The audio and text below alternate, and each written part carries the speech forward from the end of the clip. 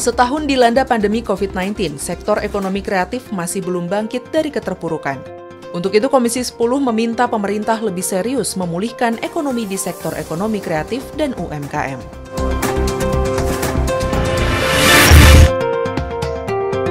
Anggota Komisi 2 DPR RI menilai keterlibatan perempuan dalam pemerintahan Indonesia terus mengalami peningkatan.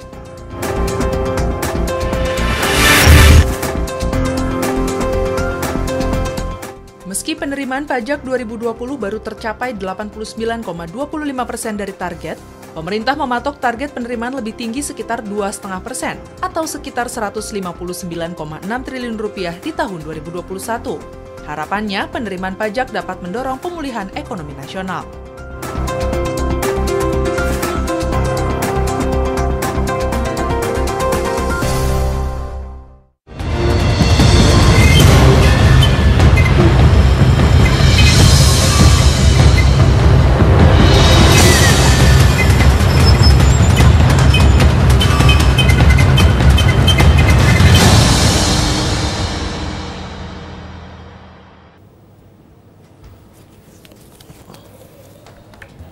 Selamat pagi, apa kabar pemirsa? Tentunya Anda berjumpa bersama kami kembali dalam acara yang selalu akan memberikan inspirasi maupun wawasan baru untuk Anda, yaitu Suara Parlemen bersama saya Yuslihayanti dan rekan saya. Saya Bedi Nugroho. Kamu nonton catur nggak yang di YouTube itu? Rame ya? Rame ya? Dewa Kipas. Kamu waktu itu sebenarnya mendukung yang mana? Ayo, jangan-jangan juga salah satu netizen yang mendukung Dewa Kipas. Dewa Kipas. Ini agak ada sedikit hiburan ya kalau kita lihat ya. Iya, percaturan Indonesia sudah mulai. Kalau saya sih mendukungnya Grandmaster dong. Grandmaster. Tapi ada yang menarik dari permainan atau kompetisi antara Irene juga dengan Dewa Catur ya. Iya. Bahwa sekarang papan catur laku banget. Iya, tapi maksudnya gini ya, kalaupun misalnya ada sebuah hal yang sekarang sedang booming, itu bukan berarti juga kita mencari siapa yang benar atau siapa yang salah. Tapi kalau kita lihat di sini sebenarnya juga hanya masalah pembuktian yang memang setidaknya tidak membuat berbagai persepsi yang mungkin saja berbeda-beda di kalangan masyarakat. Bukan berarti memojokkan salah satu pihak, tapi justru hanya untuk memberikan penjelasan yang akurat kepada seluruh pihak. Ya, ada beberapa catatan atau message-nya di sini ya, bahwa ternyata dari sisi ada permainan seperti ini, pertandingan seperti ini, masyarakat sudah mulai menyukai mungkin ya permainan catur ini. Tapi kalau kamu, sebenarnya catur ini permainan atau pertandingan? Nah, kalau misalnya menurut saya ini adalah pertandingan. Karena misalnya kalau catur buat saya ini bukan sebuah permainan. Nah, tapi setidaknya pemirsa, pokoknya kalau misalnya nih saat ini Anda sudah divaksin atau belum, tetap saja Anda harus menjalankan 5M. Mulai dari Anda menjaga jarak, begitupun juga menggunakan masker, rajin mencuci tangan, dan setidaknya juga mengurangi interaksi dan menghindari yang namanya kerumunan. Selalu mengingatkan ya. Ya, penting selalu untuk melaksanakan protokol kesehatan di manapun Anda berada. Ini penting karena mungkin kondisinya juga sudah banyak zona-zona yang sudah berubah dari zona hijau, zona merah ke zona orange. Artinya optimisme kita untuk bisa menatap bahwa virus ini akan segera berakhir mungkin besar ya. Mudah-mudahan ya. Dan mengawali pagi ini akan kami berikan beberapa informasi kepada Anda. Yang pertama terkait dengan Komisi 10 prihatin UMKM dan ekonomi kreatif belum bangkit. Setahun dilanda pandemi COVID-19, sektor ekonomi kreatif masih belum bangkit dari keterpurukan. Untuk itu Komisi 10 meminta pemerintah lebih serius memulihkan ekonomi di sektor ekonomi kreatif dan UMKM. Berikut berita selengkapnya. Pandemi COVID-19, sektor ekonomi kreatif masih belum bangkit dari keterpurukan. Untuk itu, Komisi 10 meminta pemerintah lebih serius memulihkan ekonomi di sektor ekonomi kreatif dan UMKM. Ditemui di Gedung Nusantara II DPR RI, Wakil Ketua Komisi 10 DPR RI Agustina Wilujeng Pramestuti mengaku prihatin atas dampak pandemi COVID-19 terhadap UMKM. Anjuran pemerintah untuk di rumah saja dinilai turut mematikan perekonomian masyarakat. Menjadi terdampak pertama yang paling besar dalam pandemi COVID-19 ini. Yang bilang di rumah aja kasih makan apa? Kalau mereka itu mendapatkan pendapatan harian, di rumah aja tuh nabung dari mana yang untuk besok pagi? Kan nggak bisa. Terkait dukungan terhadap industri kreatif, Agustina memberikan apresiasi terhadap kompetisi dan festival yang diadakan Ditjen Kebudayaan, Kementerian Pendidikan dan Kebudayaan bagi pekerja seni terdampak dengan memberikan insentif sebagai bentuk perlindungan pekerja seni. Maka bagus itu inisiasinya Dirjen Kebudayaan. Ya, kemudian membuat kayak semacam kompetisi, festival bagi setiap seniman dan budayawan punya karya, diminta untuk mengirimkan. Selama karya itu diklaim sebagai karya pribadi, entah sebelum COVID atau pada saat mereka COVID, itu mereka akan mendapatkan insentif. Nah, ini kreativitas tetap, duit juga dapat. Nah, saya kira kementerian yang lain juga perlu seperti itu. Sinergi antar kementerian diharapkan turut serta dalam upaya pemulihan ekonomi di sektor ekonomi kreatif, khususnya usaha mikro kecil menengah. Hendra dan Syamsul, TVR Parlemen, melaporkan. Di berita kedua pemirsa kami akan berikan penerimaan pajak diharapkan dorong pemulihan ekonomi. Meski penerimaan pajak 2020 baru tercapai 89,25% dari target, pemerintah mematok target penerimaan lebih tinggi sekitar 2,5% atau sekitar 159,6 triliun rupiah di tahun 2021. Harapannya penerimaan pajak dapat mendorong pemulihan ekonomi nasional. Berikut liputan selengkapnya. Meski penerimaan pajak 2020 baru tercapai 89,25% dari target, pemerintah mematok target penerimaan lebih tinggi sekitar 2,5% atau sekitar 159,6 triliun rupiah di tahun 2021. Harapannya, penerimaan pajak dapat mendorong pemulihan ekonomi nasional. Anggota Komisi 11 DPR RI Putri Aneta Komarudin menyebut, target penerimaan pajak mestinya diartikan sebagai pesan bagi seluruh pihak terkait agar mengejar target dengan lebih optimal dari tahun lalu. Karena kan kita tahu kita harus bijak ya menyikapi hal seperti ini karena usaha-usaha sedang terpuruk, pemulihan ekonomi juga masih berjalan, masyarakat juga masih berusaha untuk mendapatkan lagi pekerjaannya, usahanya dan sebagainya gitu. Jadi ini sebuah tantangan untuk pemerintah supaya bisa menyeimbangkan target pajak ini dengan program pemulihan ekonomi sendiri. Sementara itu, anggota Komisi 11 DPR RI Muhammad Misbakun optimis target penerimaan pajak dapat digenjot di tahun ini seiring dengan berjalannya vaksinasi. Ia berharap vaksinasi mendorong produktivitas masyarakat yang akan berdampak pada ekonomi nasional hingga menurunkan defisit dan rasio utang negara. Tentunya dengan adanya vaksinasi ini tentu diharapkan masyarakat kembali beraktivitas, terjadi herd immunity, dan aktivitas masyarakat itu tentunya memberikan dampak secara ekonomi. Tentunya dengan harapan itu maka menurut saya 2,5% itu adalah angka yang masih sangat masuk akal karena tinggi sekali tidak, tapi diharapkan dari perbaikan ekonomi itu memberikan dampak terhadap Teresia dan Rian, TVR Parlemen, melaporkan. Informasi selanjutnya terkait dengan DPR RI ingatkan pemerintah soal pengelolaan hutang luar negeri. Pemerintah diharapkan bisa lebih selektif dalam melakukan penarikan hutang guna mewujudkan pemanfaatan hutang secara optimal untuk sektor produktif. Hutang yang diterima diharapkan dapat meningkatkan pertumbuhan ekonomi nasional. Berikut informasi selengkapnya.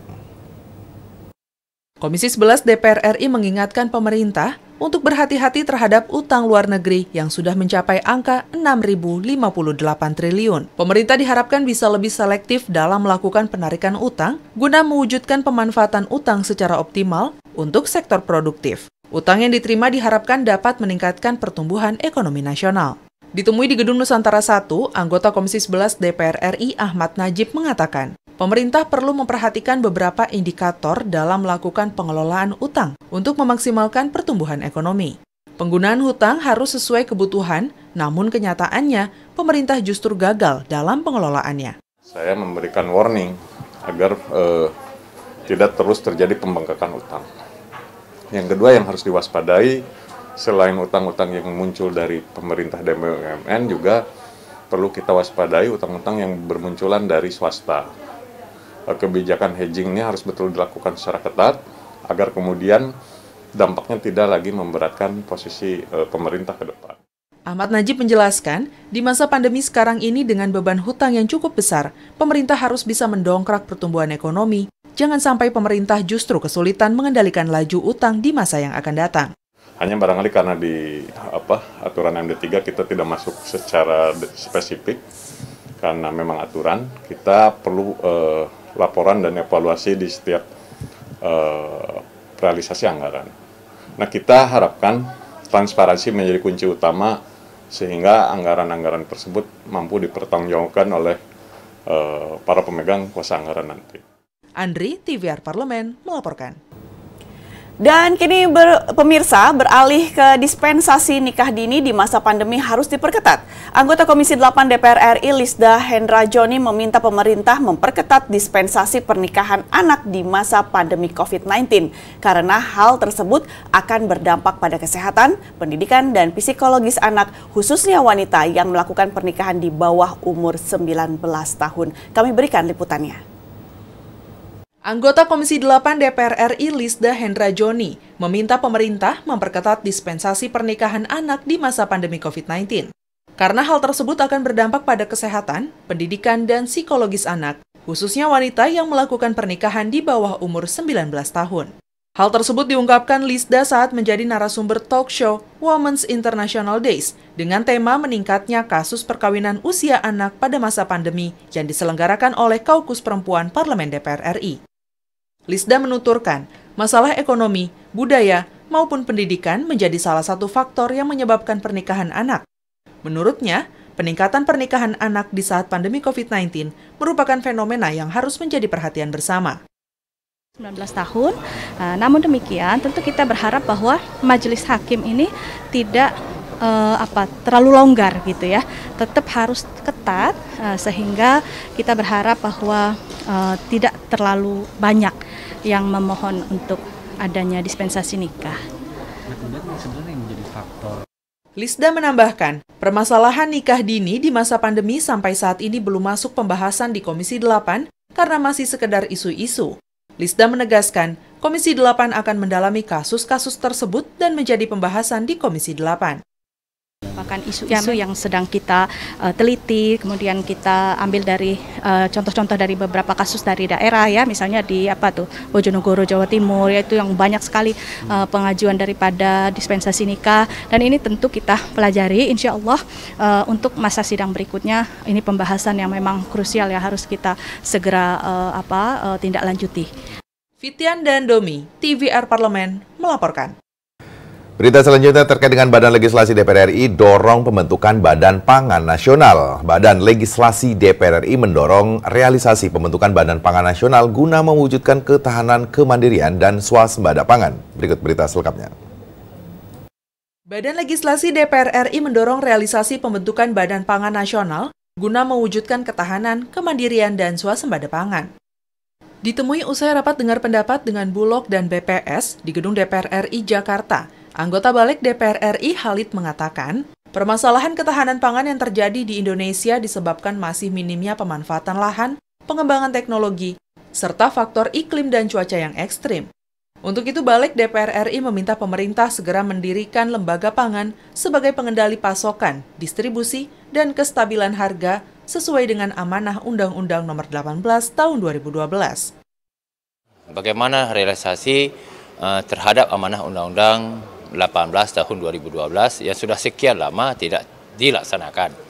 Di satu sisi BPS mengatakan bahwa kita aman tentang beras, tetapi Perindak juga mengeluarkan rencana mau import beras 1 juta ton. Ini kan sangat paradok dengan situasi yang ada. Khalid menegaskan, kondisi pertanian, peternakan, dan perikanan di tengah pandemi COVID-19 juga harus dimaksimalkan melalui program bantuan tunai secara berkala, sehingga mampu membangkitkan perekonomian dan meningkatkan daya beli masyarakat. Maka ini kesempatan negeri kita bagaimana membenah diri agar kita menjadi negeri yang swasembada di tengah pandemi. COVID di laut itu, tidak ada COVID di sawah itu, tidak ada. Ini kesempatan kita, karena kita punya SDA yang luar biasa, cuma bagaimana kita bisa mengoptimalkan semaksimal mungkin di tengah kondisi gini. Badan Legislasi DPR RI mendukung Bulog dijadikan sebagai regulator dan operator dalam manajemen pengelolaan Badan Pangan Nasional yang terintegrasi dan akuntabel. Ajib dan Aang, TVR Parlemen, melaporkan. Ya, setidaknya target 2045 Indonesia merupakan lumbung pangan dunia bisa tercapai kalaupun misalnya Badan Pangan Nasional ini tetap nanti akan segera dibentuk. Ya, tapi tadi ada informasinya bahwa masalah pernikahan dini ini juga harus diwaspadai. Kalau di acara kemarin Women's Day ini kan memang jadi perhatian serius juga masa pandemi seperti ini, jangan nikah. Hutang juga harus dikelola dengan baik. Ya, hutang luar negeri juga misalnya juga harus dipertimbangkan juga kan, apalagi nantinya juga pada saat sudah menjelang akhir tahun ataupun misalnya juga di bulan bulan Agustus, akan ada lagi penyusunan untuk APBN di tahun 2020. Jangan ugal-ugalan lah kalau banyak yang mengatakan seperti itu. Hutang artinya mungkin tidak bisa membayar dengan baik. Ini mungkin banyak dikhawatirkan masyarakat ya. Betul juga ya. Dan pemirsa, setelah ini kami akan hadir ke hadapan Anda dengan surat kabar yang terbit pada pagi hari ini. Jangan kemana-mana, masih bersama kami tentunya di Suara Parlemen.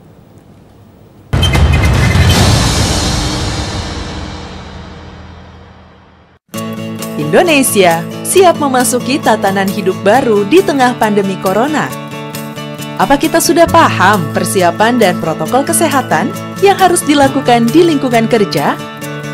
Pastikan kondisi tubuh sehat saat berangkat ke kantor. Gunakan masker. Membawa perlengkapan makan sendiri. Sediakan hand sanitizer dan selalu mencuci tangan. Saat akan melakukan ibadah, ingatlah untuk saling menjaga jarak aman dan membawa perlengkapan ibadah sendiri. Karena tempat ibadah sudah tidak menyediakan alat ibadah untuk mengurangi penyebaran virus corona. Semoga kita semua mampu memutus mata rantai penyebaran COVID-19 dan roda perekonomian pun tetap berputar.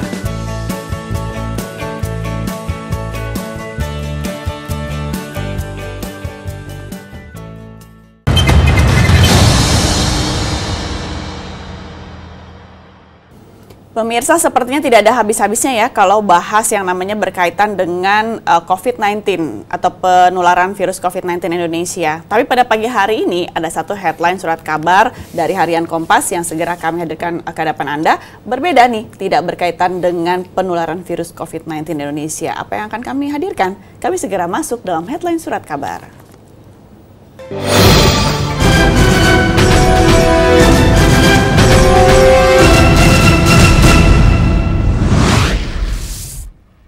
Di Harian Kompas pada pagi hari ini mengangkat penolakan impor beras meluas. Selain kalangan petani, sejumlah kepala daerah, organisasi kemasyarakatan, dan akademisi juga menolak rencana pemerintah mengimpor 1 juta ton beras. Mereka meminta pemerintah memperhatikan nasib petani di dalam negeri. Polemik terkait rencana pemerintah mengimpor 1 juta ton beras pada tahun ini berlanjut. Setelah petani, kelompok tani, dan asosiasi petani, sejumlah kepala daerah juga menyuarakan penolakannya. Pemerintah diminta memprioritaskan pengadaan beras produksi dalam negeri dan mendahulukan kepentingan petani yang kini justru terpuruk karena harga jual gabah terus menurun. Harga gabah di beberapa daerah seperti di Sumatera Selatan, Jawa Timur, dan Jawa Tengah turun hingga di bawah harga pembelian pemerintah atau HPP yang ditetapkan pemerintah sebesar Rp4.200 per kilogram gabah kering panen. Seharusnya seperti itu ya, kalaupun misalnya masa pandemi ingin juga setidaknya menggunakan terlebih dahulu daripada hasil produksi dalam negeri, ya kan, ataupun hasil produk dalam negeri, harusnya juga beras dalam negeri dulu yang diutamakan. Jangan kalaupun misalnya ternyata beras dalam negerinya ini juga masih ada ataupun stoknya masih menumpuk, kemudian kok dilakukan impor lagi. Ya, itu meluas banget ya kalau kita bicara masalah impor beras atau rencana. Kalau Pak Menteri Perdagangan kan alasannya bahwa gabah yang dihasilkan petani ini mengandung kadar air yang cukup tinggi. Akhirnya tidak dapat diserap dengan baik karena mereka beberapa para petani tidak mempunyai mesin pengering. Kenapa tidak dibeli mesin kering aja ya pemerintah? Nah, itu dia. Kenapa kalaupun misalnya sudah ada tahu ataupun misalnya sudah mengetahui faktor-faktor yang misalnya mempengaruhi daripada kualitas beras di Indonesia, kok tidak segera untuk ditangani? Maksudnya setidaknya pembiaran pasti sudah pernah berjalan sebelumnya kan. Ini yang menjadi tantangan pemerintah harusnya, bukannya dengan kondisi misalnya kualitas dari produk dalam negerinya ini masih kurang, malah akhirnya memutuskan solusinya malah import. Banyak yang mengatakan 1 juta ton. Semua orang juga bisa, kalau hanya bisa memberikan satu solusi impor beras, semua bisa jadi menteri ya. Itu dia, ini yang menjadi catatan penting ya, nantinya harus dicatat medis. Dan informasinya pemirsa ini ada lengkap di Harian Kompas pemirsa, edisi hari ini Selasa 23 Maret tahun 2021. Jangan kemana-mana, masih bersama kami di Suara Parlemen.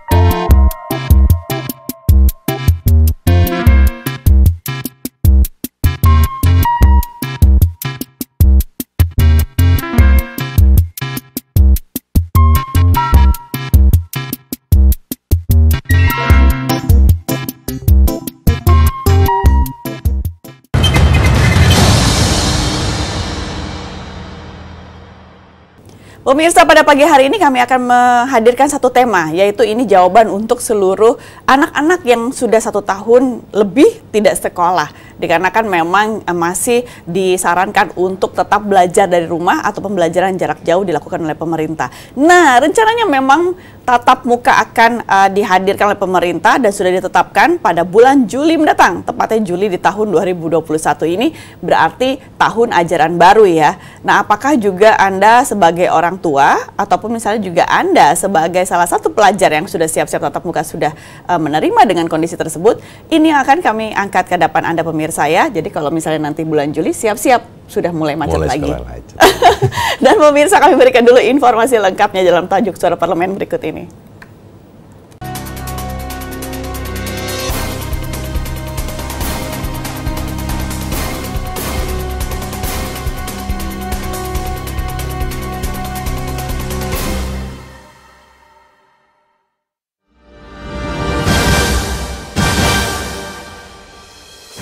Pemerintah tetapkan belajar tatap muka mulai Juli 2021.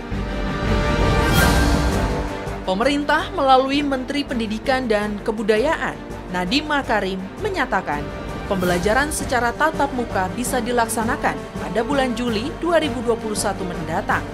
Keyakinan pemerintah ini didasarkan pada target pelaksanaan vaksinasi bagi 5,7 juta guru dan tenaga pendidik yang ditargetkan selesai pada akhir Juni 2021. Meski begitu, pelaksanaan belajar tatap muka masih menerapkan rotasi 50%, yang artinya hanya separuh jumlah siswa yang datang ke sekolah, separuh sisanya tetap melaksanakan belajar di rumah secara pembelajaran jarak jauh atau PJJ. Komisi 10 DPR RI mengingatkan Kemendikbud agar tetap menerapkan protokol kesehatan secara ketat di sekolah-sekolah yang menjalankan belajar tatap muka, karena vaksinasi tidak menjamin 100% aman dari penyebaran virus COVID-19. Komisi 10 sepakat untuk menerapkan pola rotasi agar tidak terjadi penumpukan siswa di dalam kelas. Pihak penyelenggara pendidikan harus benar-benar memastikan protokol kesehatan dijalankan dengan disiplin seperti penggunaan masker, menyediakan tempat cuci tangan, menjaga jarak, dan membatasi jumlah siswa, hingga pemberlakuan sistem shift harus tetap dilaksanakan.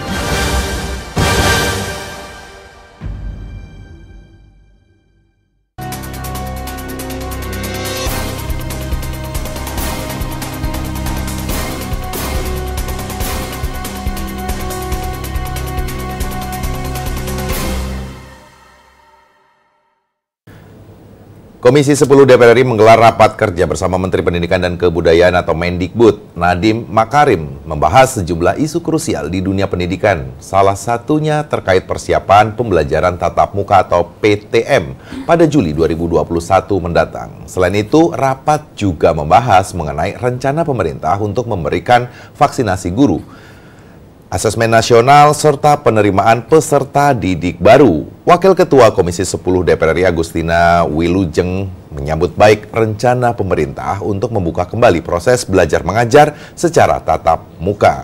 Meski demikian, proses pembelajaran tersebut tetap harus dilakukan dengan hati-hati, mengingat pandemi COVID-19 masih terus berlangsung. Untuk itu, pihak penyelenggara pendidikan harus benar-benar memastikan protokol kesehatan seperti memakai masker, menjaga jarak, dan membatasi jumlah siswa, hingga pemberlakuan sistem shift harus tetap dilaksanakan. Nah, kalau kita lihat sekarang kan sudah ada ya, mulai di beberapa sekolah pemirsa sudah dilakukan vaksinasi kepada seluruh guru. Begitupun juga dengan kondisi karyawan-karyawan yang bekerja di sekolah tersebut. Nah, tapi mungkin belum semua ya, di semua sekolah di Indonesia yang sudah dilakukan hal tersebut. Hanya saja memang ada beberapa prioritas provinsi-provinsi ataupun daerah-daerah yang memang didahulukan untuk pelaksanaan vaksin sebelum tatap muka. Tapi memang untuk tatap muka di bulan Juli mendatang, setidaknya memang target pemerintah semua tenaga pendidik harusnya sudah divaksin. Harusnya. Tapi lagi-lagi kita ikut mungkin bisa bicara apa ya, bahagia, menyambut gembira, atau justru sedih karena mungkin mau macet lagi kalau mungkin masyarakat Jakarta ya. Ya itu kalau dilihat dari sisi yang berbeda ya. Tapi kalau misalnya kita melihat dari psikis atau psikologis dari semua anak-anak ya yang pelajar ini, setidaknya mereka senang pastinya untuk bisa bertemu kembali, tatap muka, dan setidaknya juga ini kan juga sebuah hal yang baru ya pada saat sudah melewati masa pandemi 1 tahun lebih loh ini. 1 tahun lebih. Memang menjadi hal yang turut dimaklumi karena memang kondisi pandemi saat itu memang diharuskan atau mengharuskan untuk para pelajar belajar di rumah atau secara online ini ya, mau tidak mau. Tapi sudah mulai membaik kondisinya, beberapa daerah-daerah juga sudah mulai zonanya ke orange atau bahkan sudah mulai ke zona hijau, ini diperbolehkan. Tapi nanti di bulan Juli dengan syarat-syarat ketentuan yang memang sangat cukup bisa harus dilakukan. Protokol kesehatan harus secara ketat dilakukan, karena kan kalaupun misalnya kita melihat bahwa seluruh pelajar ini sebenarnya belum divaksin, mulai dari sekolah dasar, begitupun juga sekolah menengah pertama sampai sekolah menengah atas, ini juga kan para pelajarnya belum divaksin. Belum ya? Nah memang tenaga pendidik begitupun juga karyawan di sekolah yang memang harus terlebih dahulu divaksin. Hanya saja para pelajar ini harus yang namanya disiplin untuk menerapkan protokol kesehatan di saat berangkat dari rumah hingga kembali ke rumah. Nah tapi untuk melihat sejauh mana pemirsa kesiapan daripada pembelajaran tatap muka ini yang akan dilaksanakan oleh pemerintah di bulan Juli mendatang.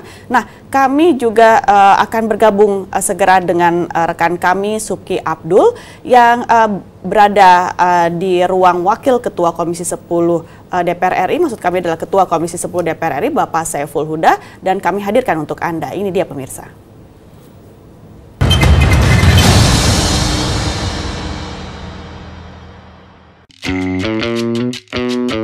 Nah, saya berharap keterlibatan mereka untuk bisa menggunakan hak suaranya mereka itu bisa maksimal. Halo, apa kabar pemirsa? Berjumpa lagi dalam program kesayangan kita, Kelas Parlemen. Itu sangat menginspirasi kita, jadi kita tahu apa tugas DPR, tugas MPR, dan lain-lain. Saya banyak-banyak terima kasih karena telah membantu anak saya. Bersyukur kali karena Bapak itu mesti mau memperhatikan anak-anak saya.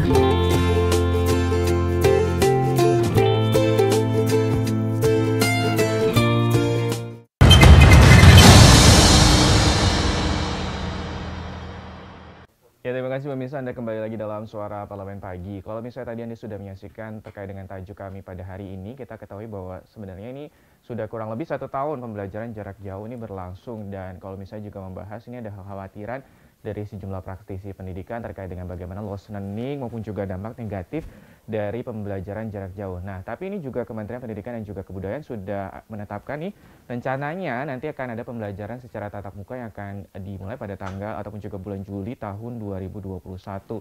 Nah, di tengah saya sudah hadir Ketua Komisi 10 DPR RI, Bapak Saiful Huda.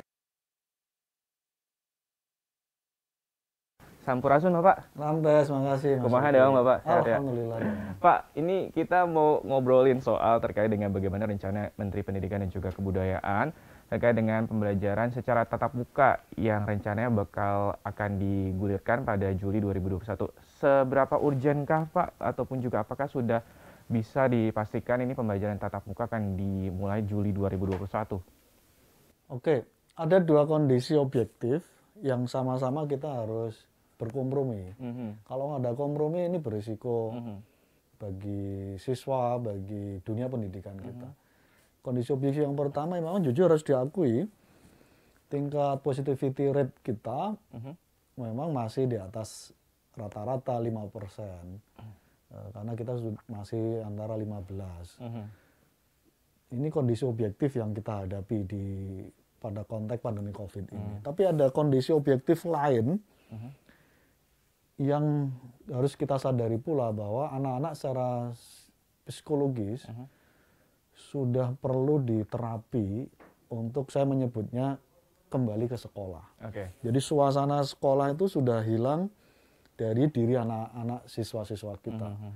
Bahkan di beberapa tempat status pelajar mereka itu sudah tergadaikan karena banyak orang tuanya yang kesulitan ekonomi, lalu dia menjadi pekerja serabutan.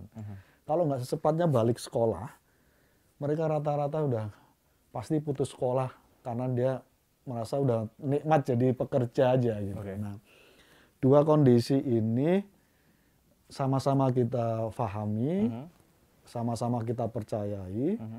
Nah, tapi kita harus bikin ruang komprominya. Ruang komprominya adalah sebagaimana yang sudah kita kesepakati dengan Mas Menteri Nadiem dalam raker kemarin hari Kamis, kami sepakati Juli kita jadikan sebagai momentum anak-anak kita, siswa kembali ke sekolah. Kembali ke sekolah. Untuk tadi itu. Nah, catatannya apa? Catatannya memang supaya kompromi dua hal ini berjalan efektif, catatannya 3 hal. 1, vaksinasi 5 juta guru harus berjalan tuntas sebelum bulan Juli. Yang kedua adalah terkait dengan tingkat kesiapan sekolah harus dipastikan. Nah, tingkat kesiapan sekolah itu cara memastikannya dengan cara 2 hal. Simulasi terus-menerus 3 bulan sampai menuju bulan Juli. Yang ketiga adalah kesiapan protokol kesehatan di sekolah. Kalau ini bisa dilakukan, saya kira Juli bisa menjadi momentum untuk secara psikologis anak-anak akan mendapatkan suasana kembali ke sekolah, suasana belajar, dan learning loss bisa kita sudahi. Nah, yaitu terkait dengan learning loss juga tadi Bapak sampaikan bahwa ada sebanyak juga mungkin siswa-siswa yang merasa bahwa sudah tidak ada lagi sebagai pelajar seperti itu. Kalau misalnya Bapak melihat sejauh ini misalnya, kalau misalnya kita membahas di Dapil Bapak Jabar 7, sejauh atau seberapa banyak yang merasa bahwa Bapak lihat bahwa ini banyak sekali siswa-siswi kita yang sudah learning loss ataupun juga yang sudah tidak ada lagi mungkin keinginan untuk meneruskan sekolah seperti itu, Pak? Di Dapil saya sih relatif cukup banyak.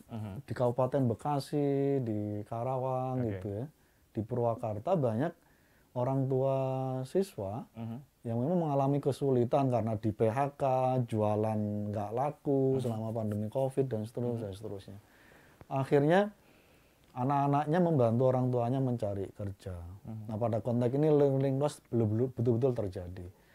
Yang kedua, tingkat efektivitas PJJ, pembelajaran jarak jauh kemarin. Saya tanya semua kepala sekolah dari berbagai forum, saya tanya, berapa efektif sih PJJ? Nggak lebih dari 40%. Artinya 60% memang nggak bisa orang tua kita berganti profesi sebagai guru di rumahnya masing-masing. Itu yang lalu tingkat, saya menyebutnya terjadi darurat pendidikan pada tingkat kualitas dan kuantitas. Pada tingkat kualitas, tingkat pemahaman anak-anak terhadap pelajarannya nggak bisa maksimal. Pada tingkat kuantitas, banyak anak-anak yang bahkan tahun ajaran baru kemarin, banyak yang nggak masuk sekolah. Oke, jadi Bapak melihat terkait dengan learning loss dan juga ketertinggalan pendidikan ini yang akhirnya memutuskan Komisi 10 DPR sepakat untuk bulan Juli akan dilakukan tatap muka. Tapi sebelum bulan Juli ini harus ada juga terkait dengan bagaimana percobaan seperti itu ya Pak ya. Nah, kalau misalnya Bapak melihat tadi ada 3 poin, 5 juta guru ataupun juga tenaga pendidik harus dilakukan vaksinasi. Kalau ngomongin soal rencana ataupun juga time maps dari Kementerian Kesehatan itu sendiri, kira-kira para tenaga pendidik ini akan dilakukan vaksinasi di tahap ataupun juga proses keberapa nih Pak? Kalau misalnya kita mengingat ini sudah bulan Maret akan memasuki bulan puasa dan juga Idul Fitri yang juga mungkin akan berdampak terkait dengan time management dari vaksinasi itu sendiri Pak. Karena sudah ada target dari Pak Presiden termasuk Mas Menteri terkait dengan target Juli sekolah tatap muka dibuka. Saya dapat informasi termasuk tadi dari Mas Nadiem akan ada percepatan prioritas vaksinasi terhadap guru dan tenaga kependidikan. Nah, ini saya kira penting. Dan publik juga harus disadari, dikasih tahu Mas, bahwa ini judulnya bukan keserentakan dalam konteks pembukaan pembelajaran tatap muka. Nggak ada. Yang ada adalah sepenuhnya nanti akan diberikan kepada pemerintah daerah. Pemerintah daerah nanti yang akan mengambil opsi sudah siapkah atau belumkah koordinasi dengan sekolah-sekolah itu. Jadi prinsipnya tidak ada keserentakan. Jadi dan masih blended learning. Jadi masih 2 cara tetap dilakukan. Jangan dibayangkan oleh publik ini akan berbondong-bondong ke sekolah bulan Juli semuanya, tidak. Karena semangatnya hanya akan di mata saya semangatnya hanya akan mengembalikan psikologi anak untuk mendapatkan suasana belajar dan suasana sekolah. Jadi seminggu bisa cukup 2 hari, 1 kali pertemuan mungkin bisa 1,5 jam atau cukup 2 jam. Setelah itu mereka pulang lagi ke rumahnya masing-masing. Oke, seberapa banyak ya kira-kira provinsi ataupun juga daerah yang siap nih untuk melakukan pembelajaran secara tatap muka? Pemirsa jangan kemana-mana, pastikan Anda tetap bersama kami dalam Suara Parlemen Pagi.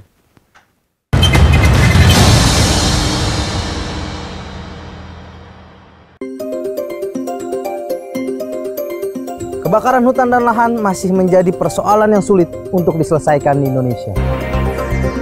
Kalau kebakaran pada umumnya disengaja. Membakar sengaja itu 15 tahun, tidak sengaja 5 tahun, 30. Begitu ibu kota negara ini pindah ke Kalimantan Timur, sehingga kalau misalnya dari timur yang selama ini selalu dianggap tertinggal, itu betul-betul bisa mengangkat pertumbuhan di sana.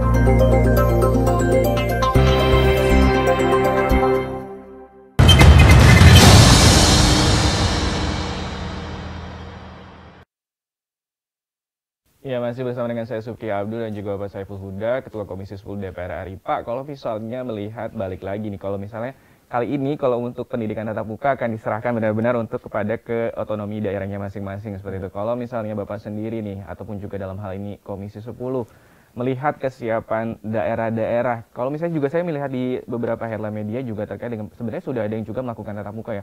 Itu syarat-syaratnya apa Pak? Misalnya terkait dengan tingkat positivity rate-nya, ataukah tingkat dari mana mungkin daerah situ sudah hijau ataupun juga orange, seperti apa nantinya Pak terkait dengan syarat-syarat bagaimana satu daerah akan boleh melakukan pembelajaran secara tatap muka? Di level sekolah, Kemendikbud sudah punya semacam item list yang harus diisi oleh semua sekolah. Kalau nggak salah hampir ada sekitar 90 lebih ya. Item list yang harus disiapkan. Ketika nggak siap, berarti artinya sekolah dianggap belum siap karena item listnya tidak terisi semuanya. Nah, ini bagian dari, sekali lagi, keamanan siswa tetap menjadi hukum tertinggi pada konteks kita dalam pandemi COVID ini. Nah, di level pemerintah daerah, saya merasa setahun setengah ini, mungkin setahun lebih dikit, saya kira sudah punya kearifan, sudah tahu memotret, sudah tahu punya pengalaman dinamika di lapangan. Apakah sekolah di kecamatan ini perlu dibuka, di kecamatan yang lain nggak perlu, dan seterusnya. Saya kira teman-teman Satgas di level COVID, di pemerintah kabupaten dan Pemdanya sendiri, dinas pendidikannya, saya kira sudah punya ukuran-ukuran objektif yang dari situ basisnya adalah kehati-hatian dan semangatnya adalah proteksi terhadap kesehatan anak. Selain kehati-hatian dan juga pastinya kita menyampaikan terkait keamanan dari nantinya sekolah masing-masing. Balik lagi kan juga ngomongin soal anggaran, sarana dan prasarana di setiap sekolah kan juga mungkin berbeda-beda. Ada yang mungkin memiliki anggaran yang cukup lebih untuk memiliki alat sarana untuk akhirnya bagaimana bisa termogan, dan juga mungkin nantinya bisa harus menyediakan terkait dengan hand sanitizer dan segala macam. Itu apakah juga akan dipertimbangkan Pak sama Kementerian Pendidikan dan juga Komisi 10 untuk akhirnya bisa memberikan anggaran tambahan untuk sekolah-sekolah yang sekiranya nih mungkin dari segi sarana prasarana tidak memadai atau tidak memiliki dana untuk hal seperti itu Pak? Sejak awal saya sampaikan ke Mas Nadiem bahwa perlu ada skema di luar dana BOS yang bisa didorong afirmasinya oleh Kemendikbud. Karena tidak semua sekolah mencukupi menggunakan dana BOS untuk pembelian alat protokol kesehatan.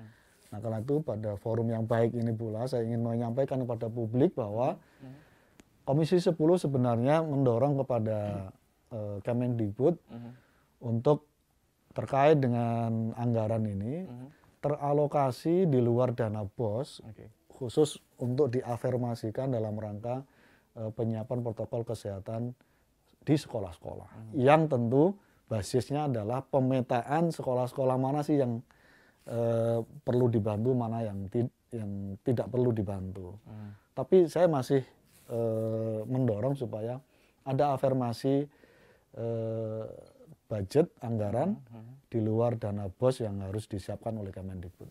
Oke, jadi setidaknya ada titik cerah lah maksudnya Bu, untuk para sekolah-sekolah yang sekiranya tidak memiliki dana untuk akhirnya nanti bisa menyediakan terkait dengan bagaimana protokol kesehatan ini bisa terus untuk dilakukan dan juga diterapkan seperti itu ya Pak ya. Tapi memang belum disepakati sama belum disepakati anggarannya, belum ada. Ini dalam masih dicarikan solusi apa yang bisa di... Ya, semangatnya memang kita minta Kemendikbud refocusing, realokasi sekecil dan sebesar apapun.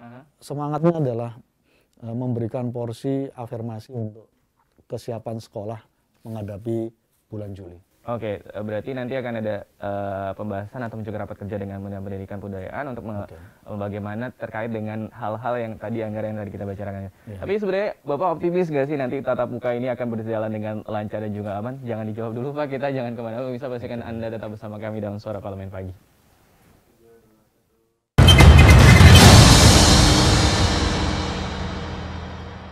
Ingat selalu protokol kesehatan dengan melakukan 5M. Memakai masker, mencuci tangan pakai sabun, menjaga jarak, menjauhi kerumunan, membatasi mobilisasi dan interaksi.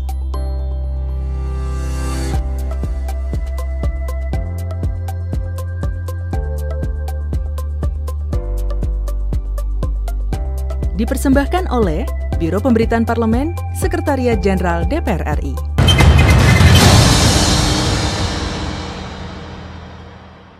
Ya, kembali lagi dalam Suara Parlemen Pagi. Pak, kita mau bertanya nih, Bapak sebagai Ketua Komisi 10 DPR RI, yakin ataupun juga optimis gak sih Pak, atau juga pembelajaran tatap muka ini bisa berjalan sesuai dengan rencana di bulan Juli 2021?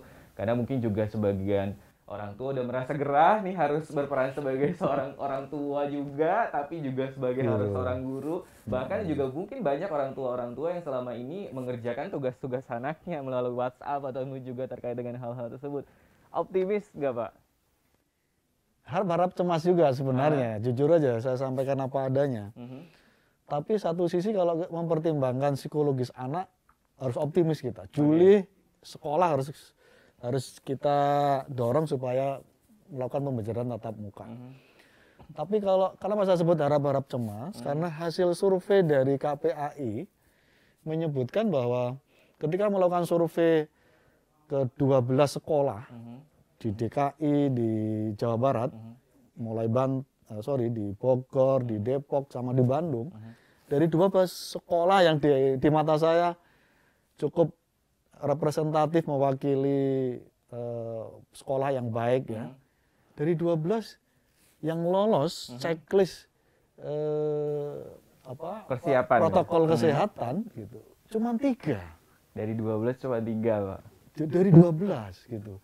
Artinya waduh ini artinya begitu sangat penting Kemendikbud punya mapping yang jelas mana sekolah yang sudah siap dan mana yang belum untuk bulan Juli itu.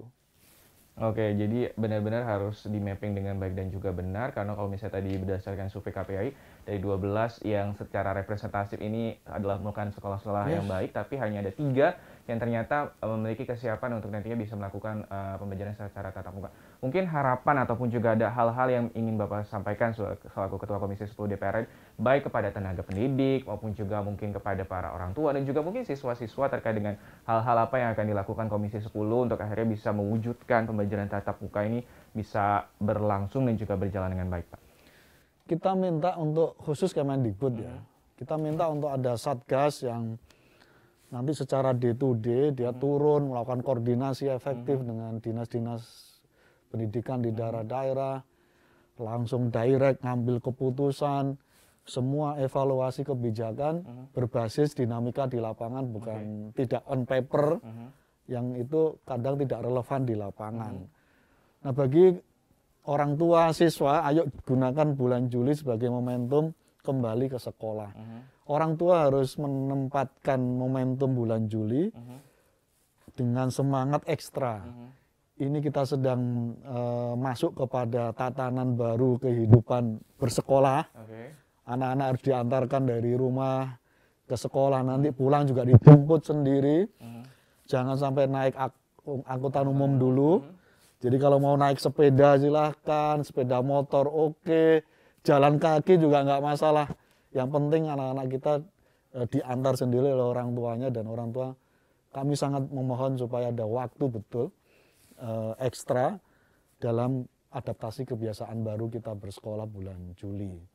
Dengan cara itu insya Allah kita nggak akan kehilangan momentum adanya loss learning atau learning loss dan loss generation di masa-masa yang akan datang. Oke, kita tunggu nanti Pak bagaimana mungkin realisasi kinerja-kinerja dari Komisi 10 DPR RI dalam hal ini untuk mengawasi jalannya pembelajaran secara tatap muka. Sekali lagi kita juga berharap bahwa 5 juta tenaga pendidik yang nanti juga akan dilakukan vaksinasi dan juga akan menurut Mas Menteri akan dilakukan percepatan terkait dengan vaksinasi tersebut, dan juga tadi 3 hal poin tadi terkait dengan bagaimana kesiapan dari sekolah dan juga terkait dengan prasarana dan juga sarana dari protokol kesehatan. Dan kita harapkan kita ini dunia pendidikan Indonesia bisa mengejar ketertinggalan selama 1 tahun ini pembelajaran jarak jauh tadi ya Pak ya. Semoga kita berdoa. Kita berharap semoga nantinya pastinya semangat para anak-anak, adik-adik kita nih untuk bisa kembali sekolah bulan Juli nanti bisa sesuai ataupun juga sesuai dengan harapan seperti itu. Terima kasih Bapak atas sudah memberikan wawasan baru buat kita semua. Semoga kita berharap sekali lagi kita ketemu nanti tatap muka di bulan Juli 2021. Saya Subki Abdul pamit undur diri. Terima kasih atas perhatian Anda. Wassalam.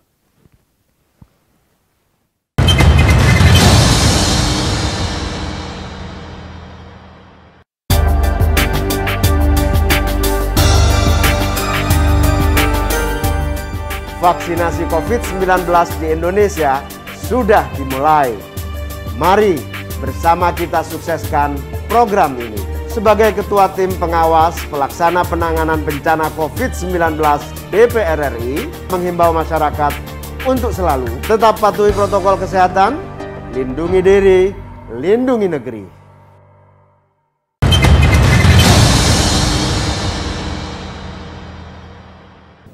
Ya pemirsa, kalau kita lihat tadi wawancara Ketua Komisi 10 DPR RI dengan rekan kami juga Subki Abdul yang menyatakan bahwa memang Komisi 10 ini sangat mengharapkan untuk proses vaksinasi diselesaikan terlebih dahulu. Ya. Tapi anggarannya belum ada loh tadi. Itu adalah anggaran untuk menjalankan protokol kesehatan di sekolah-sekolah. Ya, tapi kalau harus dilaksanakan berarti anggarannya harus berbarengan dong ya. Itu harus dipikirkan dari saat ini ya. Tapi juga yang paling mengkhawatirkan apabila juga banyak sekali anak-anak yang memutuskan untuk tidak melanjutkan sekolah. Ini jangan sampai ini terjadi ya.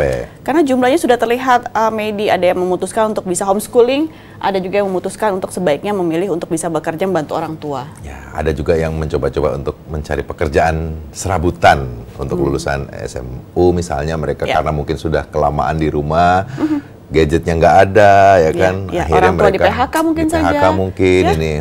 Akhirnya mereka mau nggak mau bekerja serabutan. Pada saat ada informasi mau sekolah, sudah malas lagi mau masuk sekolahnya. Jangan dong, karena kan dua hal yang memang menjadi perhatian khusus oleh pemerintah, yaitu adalah pendidikan dan kesehatan. Jangan sampai untuk masalah pendidikan di Indonesia ini semakin kualitasnya semakin menurun dikarenakan juga adanya masa pandemi yang sudah berjalan lebih dari 1 tahun. Setidaknya kita harus sama-sama membangkitkan semangat lagi untuk anak-anak yang memang harus melanjutkan sekolah dan untuk meraih prestasi, begitupun juga meraih mimpi di kehidupannya. Pemirsa, dengan demikian Suara Parlemen edisi hari ini telah usai. Jangan lupa ya, selalu menjaga kesehatan, mulai dari diri Anda menjaga kesehatan, tentunya tanpa sadar Anda sudah menjaga kesehatan di lingkungan sekitar Anda. Salam sehat selalu. Saya Yusra Hayanti. Saya Medi Nugroho. Bersama rekan-rekan kami yang bertugas pada pagi hari ini mengucapkan terima kasih atas perhatian Anda dan sampai jumpa.